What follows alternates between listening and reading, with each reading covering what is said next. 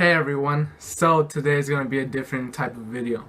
Today I'm going to be reacting to a video and it's called The Simple Message That Brought This Middle School Class to Tears.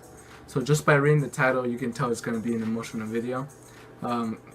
Basically because, you know, it brought the whole middle school class to tears, so I wonder what it's about. But let's just get this started. Feel free to, get emotional or cry if you want. Everyone cries, don't worry about it. Let's just get this started.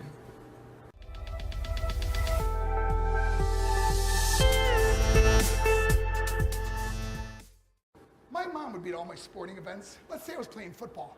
My mother would be on the sidelines, and let's say the action on the field went one way. My mother would run along with it. She's like, Mark, get on, get on. I'd be like, oh my gosh. I'd be on the field, we get in the huddle with the guys. They go, Mark, is that your mother? I go, no, I never saw her before in my life. Oh my god. So I've definitely, this has definitely happened to me. Not in sports necessarily, but like just I guess it wasn't mainly publicly, but okay, let me tell you a story. So ever since when I started school first, like in kindergarten, yes, I didn't go to preschool. But since kindergarten up to like the early years of middle school, my mother would walk me to school or to my bus stop. And there was some of my friends there in my bus stop, and it got to a point where I did get embarrassed. Like I didn't necessarily want her to walk me to the bus stop. I feel like I could do it on my own because I got embarrassed as a little kid.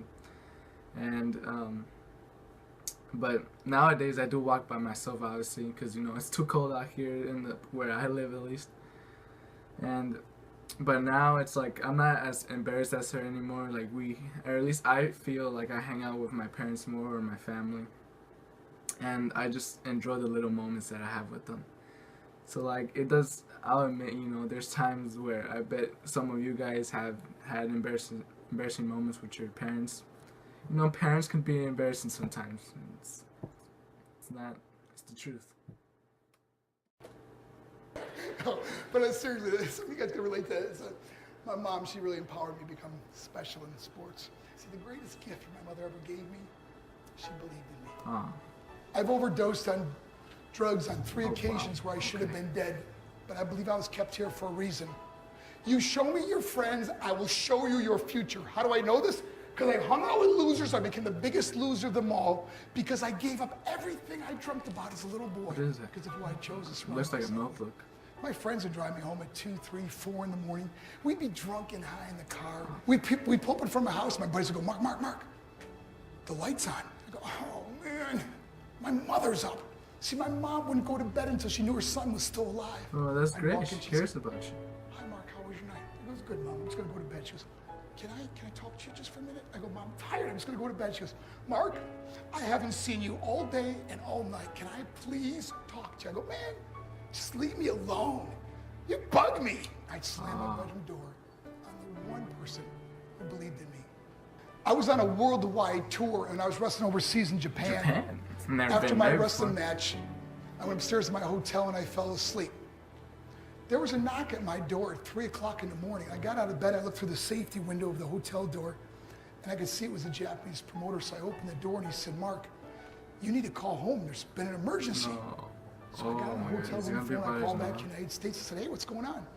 He said, Mark, I don't know how to tell you this. I go, just tell me what happened.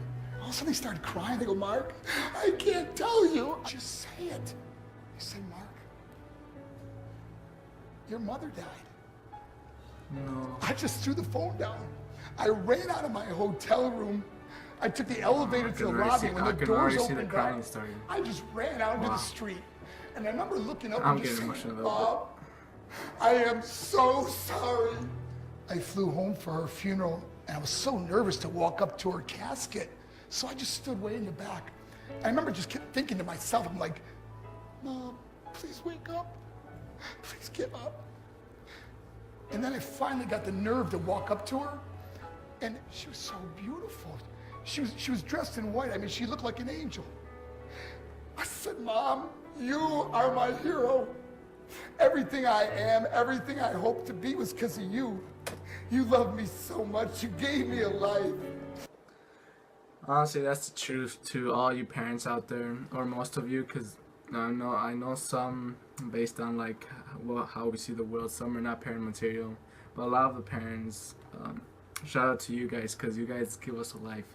You guys do a lot for us. Whether it's your father or your mother, you know, you should love them very dearly, or both if you have both. And it's just a great thing in life, you know. Without them, it's like you get raised by them, and it's such a true growing experience with them. Like, I still have my parents, and I love them very much, and I don't know what I would do without them, to be honest. You work 2 jobs. You're the only one that ever believed in me. How'd I repay her? By getting drunk? By getting high? By getting stupid? By hanging out with losers? For what? That was the right decision.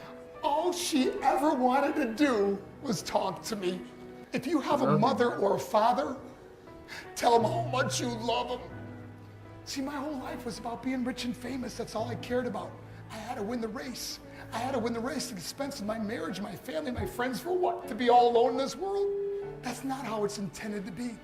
Life is not about winning the race. Life is about finishing the race, and how many people we can all help finish this race. How we can start being kinder to each other. Exactly. How we can help the students that are going through adversity right now. How we can stop with the name calling and hurting other people. Because in the end, that would be it may be you to be honest, that needs help to finish the race. Because I learned what is truly important, and that is how precious this gift of life is. That is one of the most true things I've ever seen. And it is true, like, life is such a, I guess I'll stop there. You know, there's like 38 seconds left. I guess you guys can watch the full video if you want, just those 38 seconds. It's linked down in the description below. But life is such a precious thing, and I don't know, it's like I love life.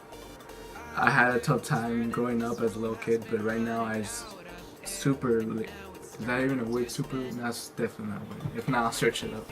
But I really enjoy life to the fullest, and I try to make best of every moment. Because I know one day I'm going to be alone. Not like single, but like just, I'm not going to have the people that I grew up with, the people that raised me. Because life doesn't last forever. And I know that's deep to say, but it's the truth, you know. Just definitely enjoy those little moments. Just remember, winners never quit, and quitters never win. And with that, guys, I'm going to end off the video. Peace.